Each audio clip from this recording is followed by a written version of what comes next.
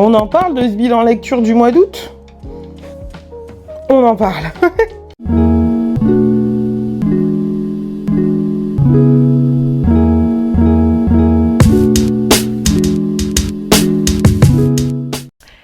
Hey, salut tout le monde, j'espère que vous allez bien, que vous passez un bon mois de septembre. Je vous l'avoue, ce mois de septembre, il tabasse super dur. Vraiment, il n'est pas de tout repos. Moi qui suis une grande amoureuse de tous les débuts de semaine, j'adore le lundi, j'adore les débuts de mois, j'adore les débuts d'année et j'adore le mois de septembre aussi parce que c'est un début aussi. C'est la rentrée scolaire pour la plupart des enfants, mais c'est la rentrée aussi après les vacances d'été, etc. Et j'adore le mois de septembre, mais cette année, franchement, waouh, il est bien corsé. Mais c'est pas pour ça qu'on est là. On est là pour faire mon bilan lecture du mois d'août. Et j'ai pas mal de choses à vous montrer et à discuter avec vous, tout simplement. Parce que, ma foi, il est plutôt pas mal ce mois de lecture d'août. Alors, on va parler un peu chiffres. C'est pas trop ce que j'aime faire, mais c'est bien de savoir quand même où on en est et de vous dire ce qu'il en est. J'ai lu 3 graphiques. Oui, 3 graphiques. Et dans ces graphiques, il y avait un début de saga. J'ai lu 4 suites de saga en parlant d'elle. Et j'en ai...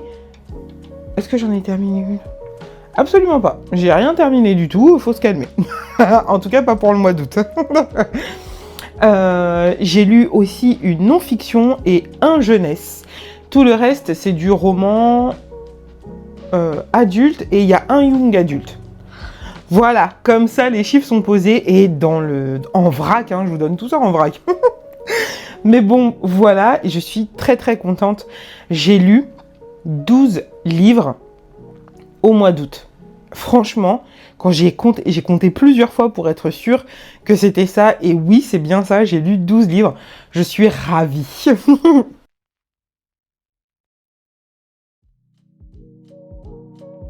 Alors, au mois d'août, j'ai continué la saga Blackwater avec le tome 4 et le tome 5. Le tome 4 qui se nomme La guerre, le tome 5 qui se nomme La fortune.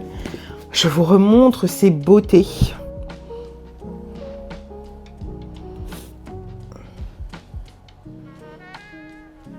Des vraies œuvres d'art, ces livres. Incroyable, Monsieur Toussaint Louverture. Incroyable, les livres. Bref, j'ai beaucoup aimé le tome 4 qui se nomme La guerre. On est dans une saga familiale et pour pas vous en dire trop, on va suivre, je vous fais le résumé du tome 1 en gros, on va suivre la famille Casquet qui vit dans l'état de l'Alabama, dans une ville qui s'appelle Perdido. C'est une famille assez importante de la ville et même de la région parce qu'ils ont une scierie. Dans la ville de Perdido, il y a 2 rivières qui passent, la Blackwater et la Perdido, il me semble, si je vous dis pas de bêtises. Et donc, on va suivre cette famille. Il va y avoir des mariages, des naissances, des alliances, des mésalliances, des décès, etc., etc. Et surtout, il va y avoir beaucoup de mystères et de choses incroyables qui vont se passer depuis que la famille a inclus en son sein une jeune femme du nom d'Elinor. Voilà, en gros, c'est ça les bases. Donc, je vais pas vous faire un résumé de ces 2 tomes-ci. Voilà, sachez que ici on est sur un 4,5 peut-être, il me semble. Là, c'était un véritable coup de cœur, ce tome 5. Il y a un petit moucheron qui passe devant la caméra, ça me perturbe. Ici, on est sur le tome 5. Ça a été un véritable coup de cœur. Je l'ai adoré, c'est mon préféré. Vraiment. Je pense que de toute la saga, c'est lui mon préféré. Incroyable ce tome 5. Incroyable. Sachez que depuis, j'ai terminé la saga. Je vous ferai mon grand final pour le prochain bilan lecture. Mais foncez pour Blackwater. Sérieux, c'est une valeur sûre, vous serez absolument pas déçus. Vraiment. Pas une seule seconde si vous lisez cette saga. On continue avec encore une suite de sagas, mais cette fois-ci, je l'ai terminée. Et j'avais dit tout à l'heure que j'avais pas terminé de saga, mais c'est pas vrai. J'ai terminé une saga. Il s'agit de la saga Wayward Pines de Blake Crouch aux éditions Totem. Et on est sur l'épisode 3, Destruction. Et ça aussi, c'était génial. Je l'ai lu en lecture commune.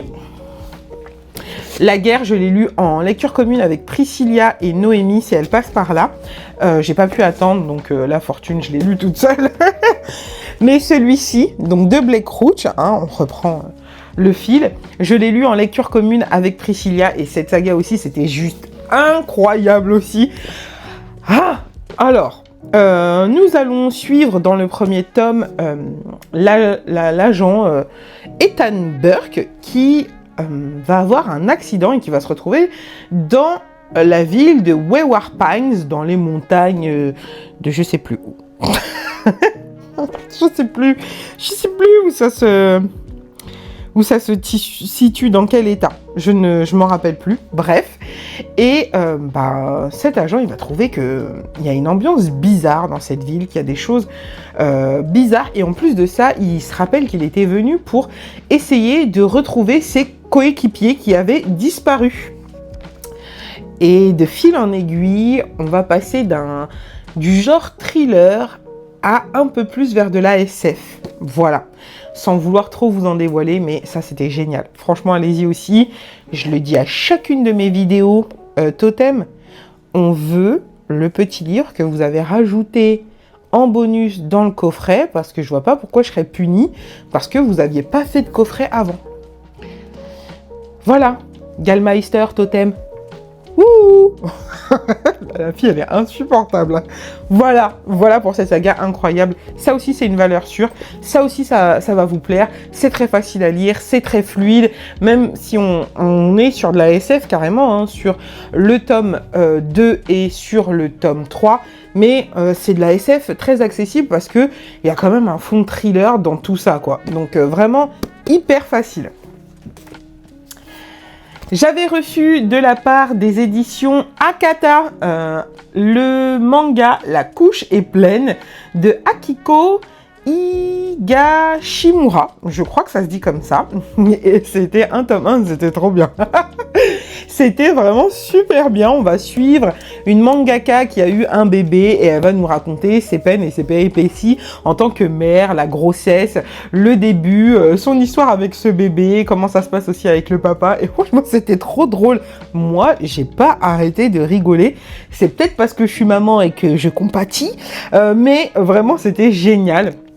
Si vous avez envie d'un manga, franchement, qui est drôle, qui se laisse lire très facilement, très accessible, et il me semble qu'il n'y a pas tant de tomes que ça, il est en 4 tomes, et ben, allez-y, franchement, c'est vraiment fun, c'est drôle, c'est léger, c'était vraiment parfait pour l'été. Donc voilà pour cette lecture.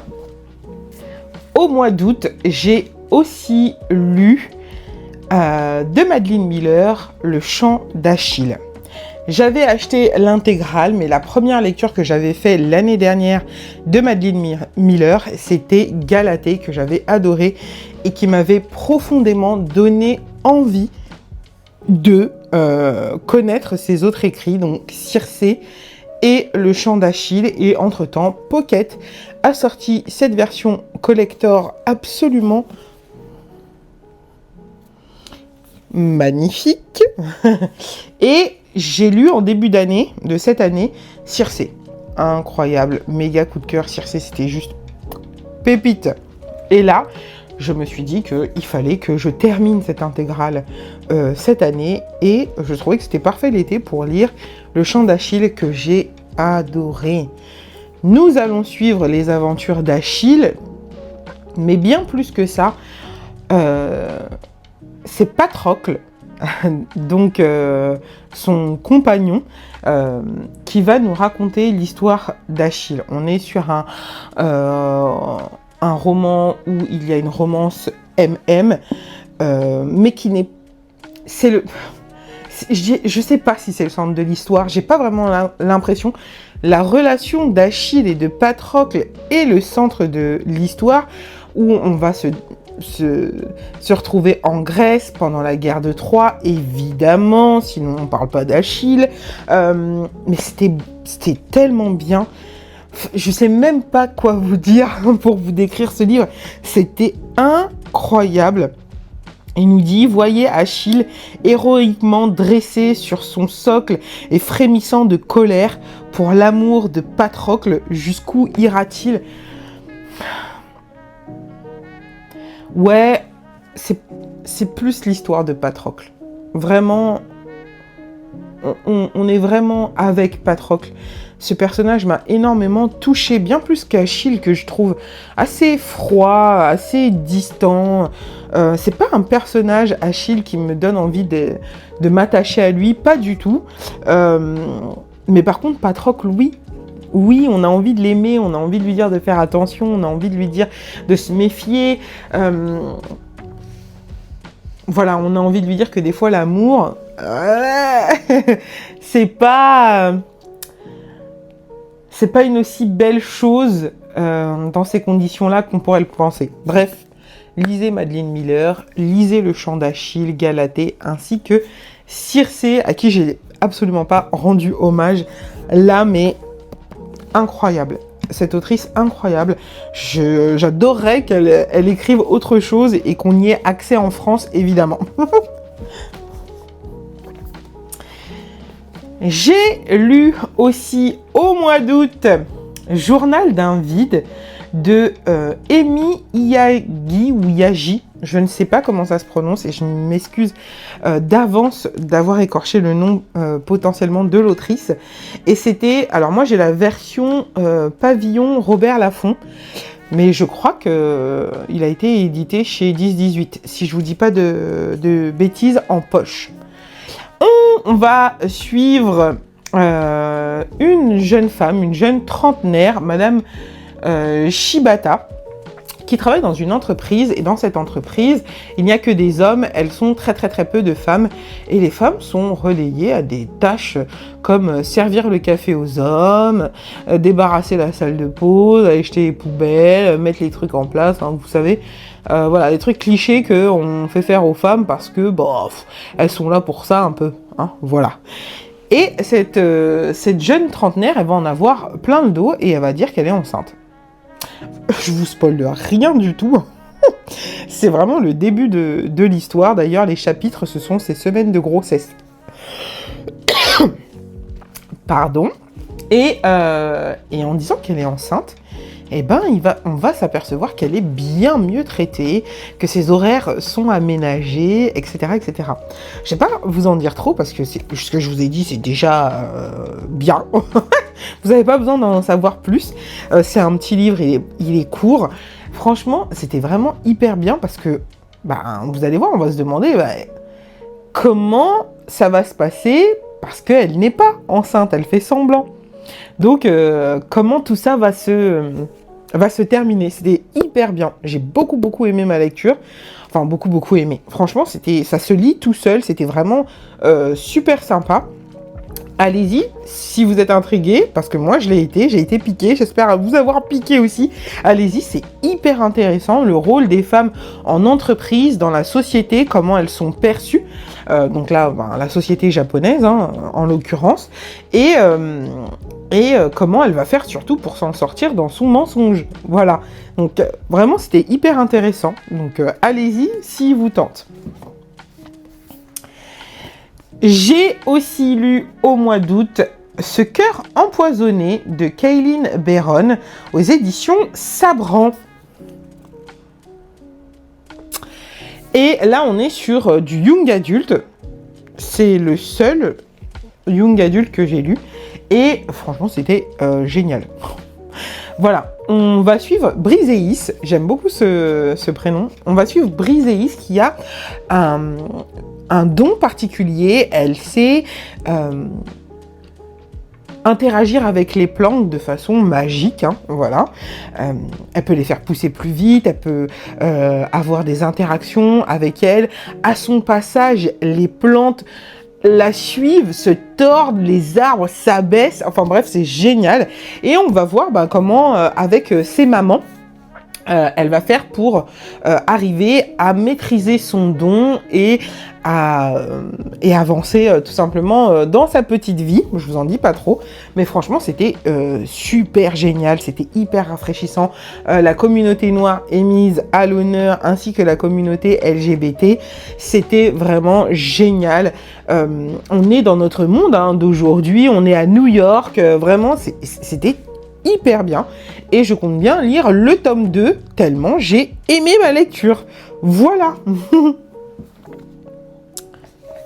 Et j'ai lu aussi un livre, c'est mon seul livre jeunesse enfant que j'ai lu. C'est un service presse que j'ai reçu de la maison d'édition Stone Martin il y a un moment l'année dernière. Et mon fils l'avait lu et moi j'avais pas encore pris le temps, et donc c'est chose faite. Donc il s'agit de Awawatu de Stone Martin et illustré par Orlan Elliott. Donc c'est de l'auto-édition. C'est une jeune femme française qui a ouvert sa maison d'édition, qui écrit ses propres livres et c'est une maison d'édition indépendante. Elle a besoin de vous en ce moment. Elle est en train de fermer sa maison d'édition et elle a besoin d'écouler ses stocks de livres. Donc si vous avez des enfants que ça vous intéresse, n'hésitez pas. On parle d'une femme qui est engagée. Anaïs, si tu passes par là, voilà. Elle a besoin d'aide, elle a besoin au moins d'écouler son stock de livres pour pouvoir se faire un petit pécule et que ça aura été une aventure assez décente, voilà. Donc n'hésitez pas, franchement, ça vaut la peine. Ça vaut la peine pour les enfants, ça vaut la peine pour nous. Ça vaut la peine de soutenir une femme entrepreneuse, indépendante, engagée, vraiment, et du bon sens de l'engagement, voilà. Et une maman aussi, tout simplement, une femme comme vous et moi. Donc, j'ai lu Awawatu. On va suivre Zo et Mae qui ont décidé d'apprendre à voler. Et les adultes autour de ces deux enfants vont leur dire que c'est pas possible, qu'elles ne peuvent pas, que c'est un rêve inatteignable. Et on va voir comment, des fois, nos paroles peuvent dissuader nos enfants de vivre leurs rêves. Et voilà. Donc c'est vraiment un petit livre jeunesse très engagé. On ne dit pas aux enfants de se mettre en danger, loin de là. On dit que rêver c'est beau et que nos rêves des fois sont clairement atteignables. Voilà pour cette lecture.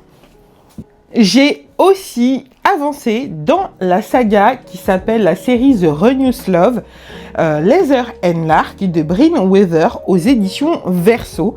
J'avais lu Butcher and Blackbird l'année dernière et j'avais adoré ma lecture, donc je voyais pas de problème à avancer dans cette série / saga, n'est-ce pas?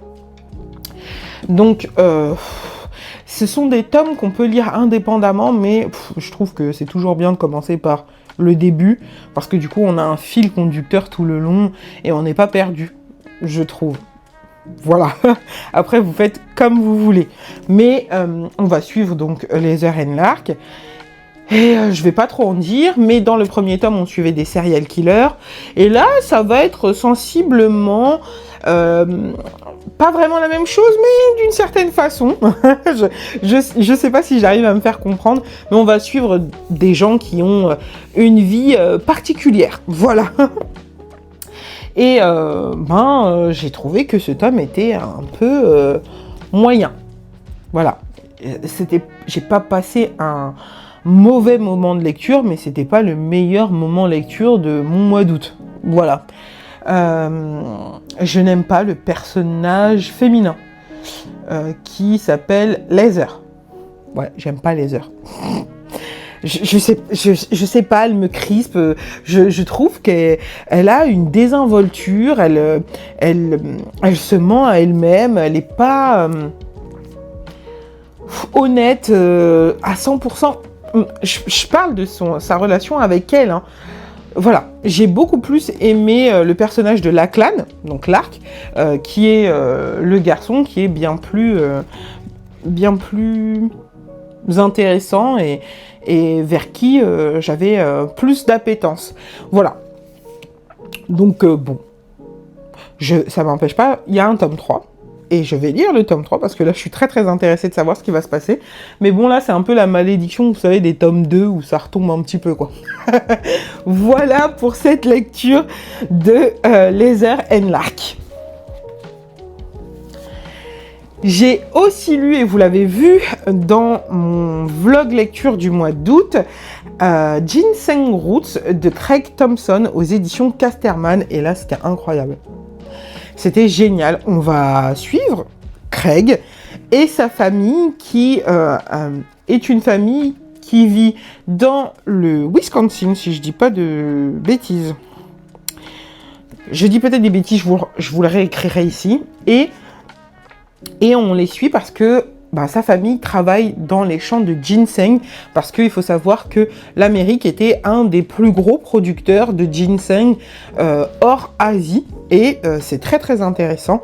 Ils étaient un peu obligés, ces garçons-là, mais lui, il en garde quand même quelque chose de positif, parce qu'il était fan de comics, et avec les sous qu'il gagnait, parce qu'il gagnait ses sous, c'était pour lui, hein, même s'il était un peu obligé, j'imagine qu'il y avait un petit peu pour la famille, beaucoup pour lui, et qui mettait de côté, et beaucoup pour se faire plaisir dans les comics, ce qui lui a permis de développer une passion pour le dessin, n'est-ce pas?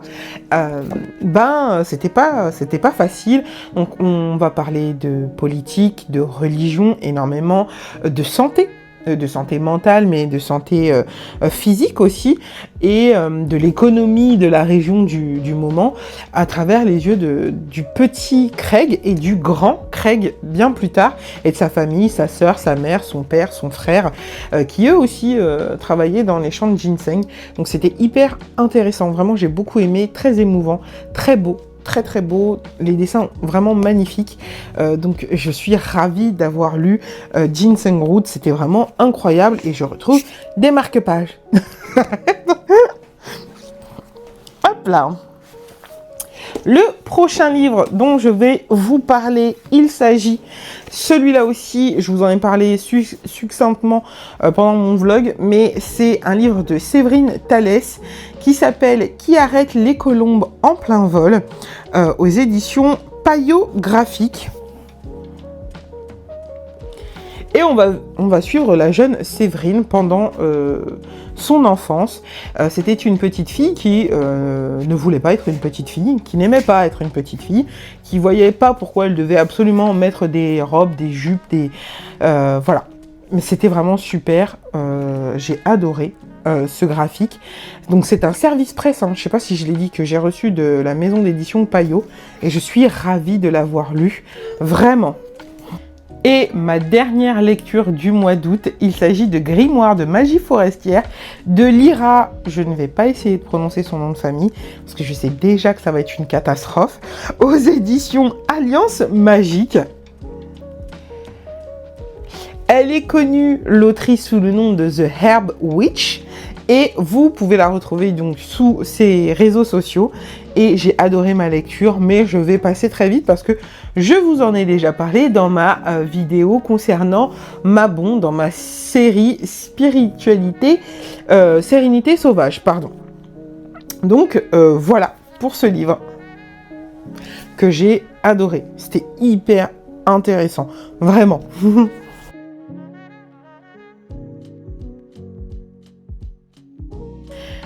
On passe maintenant au book haul de cette vidéo. J'ai acheté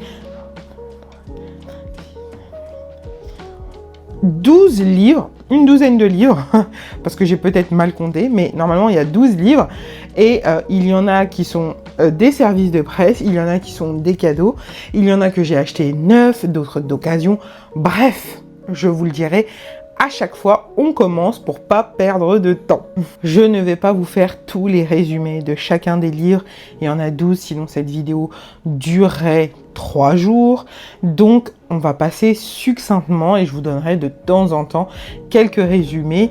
Pour le reste, je vous demanderai d'aller chercher de vous-même l'information sur Internet. J'imagine que, comme moi, vous savez utiliser Google.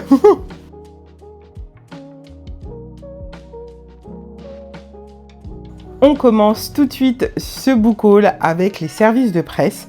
Je n'ai reçu qu'un seul service de presse en août et il me ravit. J'ai été contactée il y a quelques semaines de ça par un auteur qui suivait mes vidéos et qui souhaitait me faire parvenir son livre. Avant de répondre à cet auteur, j'ai été regarder de quoi parlait ce livre et ça m'a plu et je lui ai dit ok, c'est un livre auto-édité, je vous le dis, il est disponible sur Amazon et voilà. Donc, il s'agit du livre qui s'appelle En virtuel, écrit par Icarus Maclone. J'espère que je prononce bien le nom de l'auteur. N'hésite pas à me corriger, Icarus, si tu passes par là, avec plaisir. Voilà pour la couverture. On nous dit que c'est un roman à la croisée de Matrix, Ready Player One et Avatar, mêlant réalité virtuelle, action, univers immersif et philosophie. Donc on est sur de la SF, je pense. Donc je vous lis la petite quatrième de couverture. On nous dit « Je porte le nom d'une planète, j'ai le nez vers les étoiles et les pieds sur une terre plus si bleue. Les miroirs sont mes pires ennemis. Je suis aussi mal à l'aise dans mon corps que dans cette époque de robots.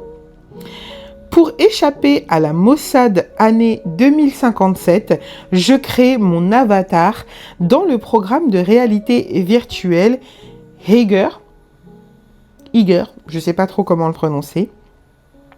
D'après son slogan, la plus belle réalité, c'est celle qu'on invente. » Voilà. On nous dit aussi quelques mots sur l'auteur qui était sans domicile fixe depuis juin 2019. Il nous livre un premier roman de science-fiction philosophique avec une touche de dystopie. Son personnage, Denver Mars, embarque le lecteur dans son cœur et dans sa tête le temps d'un voyage en l'an 2057. Franchement, il a l'air génial. J'ai hâte de me plonger dedans, je vais le lire là, cet automne, et je vous en ferai bien évidemment un retour complet, mais je suis ravie que l'auteur m'ait contacté pour pouvoir lire cette petite merveille qui n'est pas si long que ça, qui fait un peu plus de 330 pages, et c'est écrit assez gros et espacé, donc j'ai vraiment hâte de le lire. Merci encore à l'auteur pour l'envoi du service presse, je suis très touchée.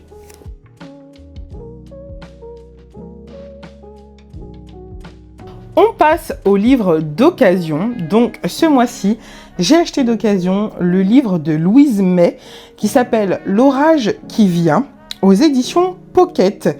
Et on a même une petite, qu'on peut enlever, une étiquette qui nous dit les étoiles montantes de l'imaginaire. Hop là. Je l'ai acheté sans le savoir, incroyable, à une abonnée. J'ai trouvé ça génial. Donc, petite souris noire, si tu passes par là, coucou à toi. Et je suis ravie. J'ai hâte de pouvoir le lire et de vous en dire plus. Qu'est-ce qu'on nous dit ? L'orage qui vient. Vous n'avez pas peur, seul, dans ce hameau, sans personne ?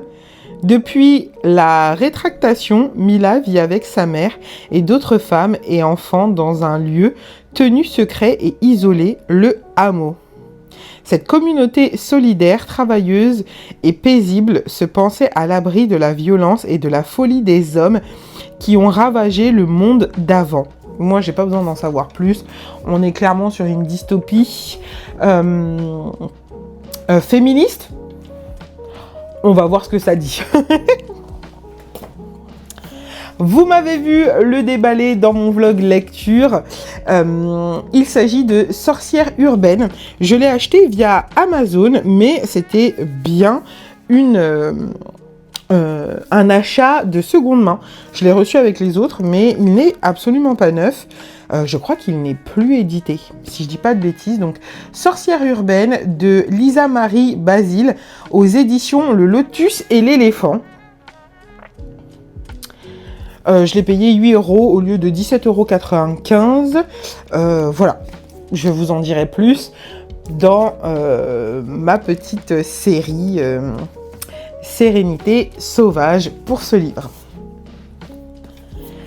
J'ai également acheté d'occasion Les Abysses de River Solomon aux éditions Aux Forges de Vulcain.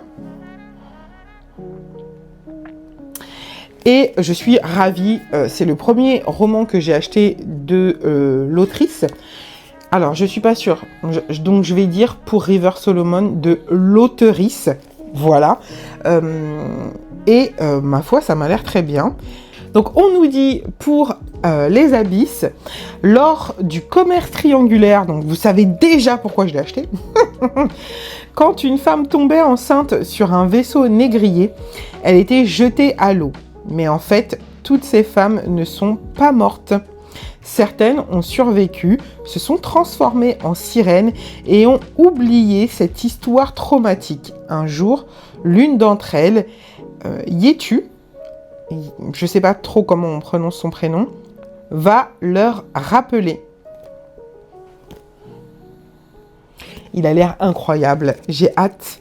J'ai hâte. Vous verrez que j'ai craqué pour une autre sortie des Forges de Vulcain, de la même autrice qui est sortie il n'y a pas très longtemps. Et si vous êtes au courant, vous savez de quel livre il s'agit. Je vous en parlerai bien évidemment dans mon book haul pour le mois de septembre. Mais... Oh! Et d'occasion toujours, j'ai acheté Gombo Street, Le destin vous attend à la Nouvelle-Orléans de Alice Moore, j'espère que ça se prononce comme ça, aux éditions Milan. Et il est de tout holographisme. Voilà pour ce livre, donc la Nouvelle-Orléans, j'espère peut-être un petit peu de magie, peut-être. On va voir ce que ça nous dit, mais j'ai hâte de le découvrir. Il est trop beau, magnifique. Voilà pour mes achats d'occasion. On passe au livre neuf, tout simplement.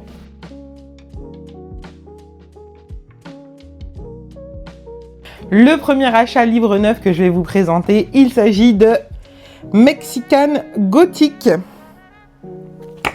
de Silvia Moreno Garcia aux éditions Brajlon Poche. Vous l'avez vu passer partout, on est sur un thriller, je pense, peut-être domestique, qui se passe donc au Mexique.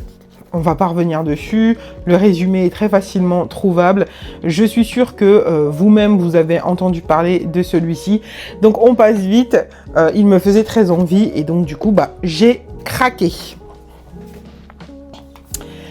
J'ai aussi pris, et vous l'avez vu dans mon vlog lecture, de Robert Louis Stevenson, L'étrange cas de Dr Jekyll et de Mr Hyde, aux éditions Pavillon Poche Robert Laffont.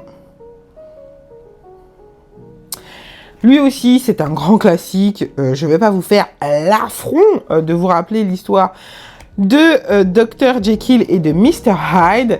Voilà, on est en Angleterre, on est avec un docteur qui cherche un potentiel remède à quelque chose, ou voilà, je sais plus trop exactement, c'est très court, on va pas chipoter, et il se transforme en Mr Hyde. J'ai hâte de le découvrir sur les recommandations de ma Priscilla d'amour que j'aime beaucoup, qu'il a adoré. Le prochain livre que je vais vous présenter, vous avez dû le voir aussi beaucoup en août et là en septembre. Il s'agit d'un livre de ML Rio. Vous savez que j'ai adoré If We Were Villains. C'était une masterclass incroyable. Donc quand j'ai vu qu'il y avait une autre de ses créations qui sortait, je me suis jetée dessus. Donc il s'agit de Graveyard Shift, voilà, aux éditions Brajlon. On est sur une nouvelle. Et vraiment, je suis hyper contente de l'avoir acheté. J'ai déjà vu quelques avis. J'en ai eu dans le challenge, dans le Season Book Challenge. Mais je vais me faire mon propre avis à moi. Je sais que moi, je suis plutôt assez bon public. Donc, on verra bien ce que ça va donner. Qu'est-ce qu'on nous dit? 5 travailleurs de nuit, un cimetière ancien, une tombe ouverte. Et c'est tout ce que vous avez besoin de savoir. Parce que, c'est une nouvelle, ça va se lire très vite. Donc, c'est pas besoin de chercher midi à 14h. Je trouve que le résumé est beaucoup trop long. J'ai aussi craqué pour un livre de Jennifer Joffre qui s'appelle Brin de magie et village maudit aux éditions Rajo. Et c'est un livre illustré par Sanoé et je suis absolument ravie de la voir aussi. On nous dit, Léna est envoyée en stage chez la dénoueuse de magie de Pardugui. C'est le stage le plus nul. On est sur de la jeunesse, je pense. La dénoueuse ne s'occupe que des problèmes magiques sans importance et Pardugui est un village réputé maudit.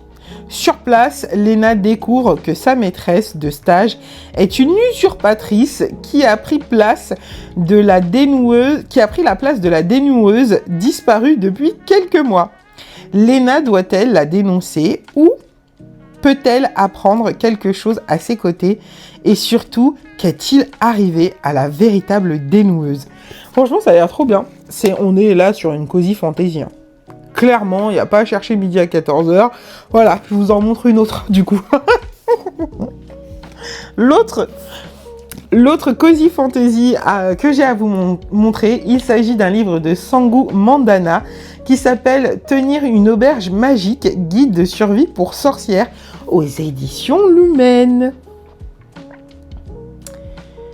Voilà.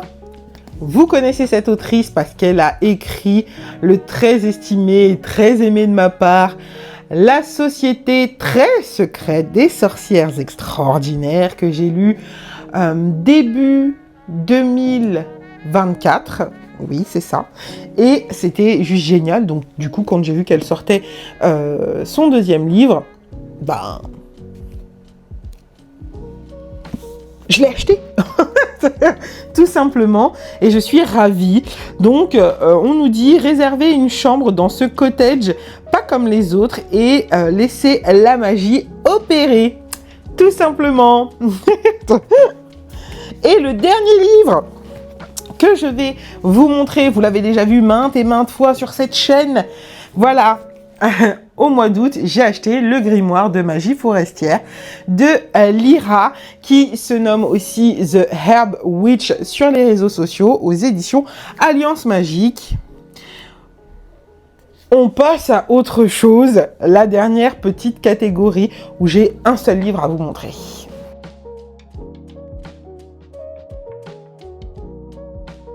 Et pour ce dernier livre de ce book haul et de cette vidéo, il s'agit d'un livre que mon beau-père m'a donné.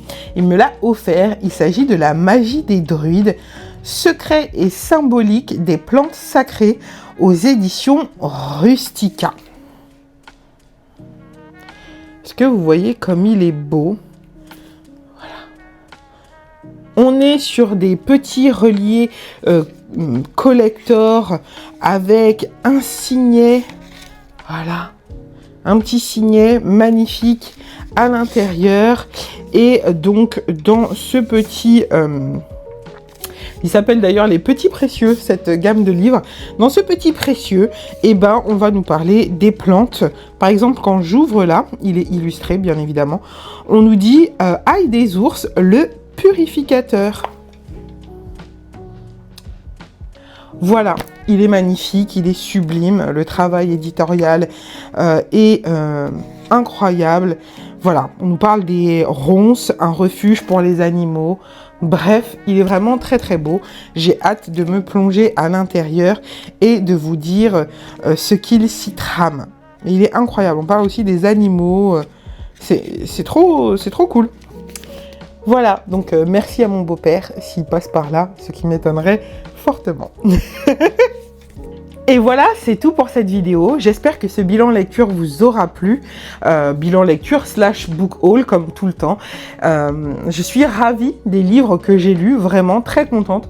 Je trouve que mon bilan lecture du mois d'août est globalement très bon. Mais encore une fois, je suis très bon public. Je suis pas là pour descendre les auteurs, sauf quand... la lecture m'a été profondément pénible pour quelque raison que ce soit. Vous le savez, hein, j'hésite pas à râler quand il le faut. Il y a un livre qui m'a bien traumatisée cette année. Mais on en reparlera pour mon bilan de fin d'année de ce livre. Mais voilà.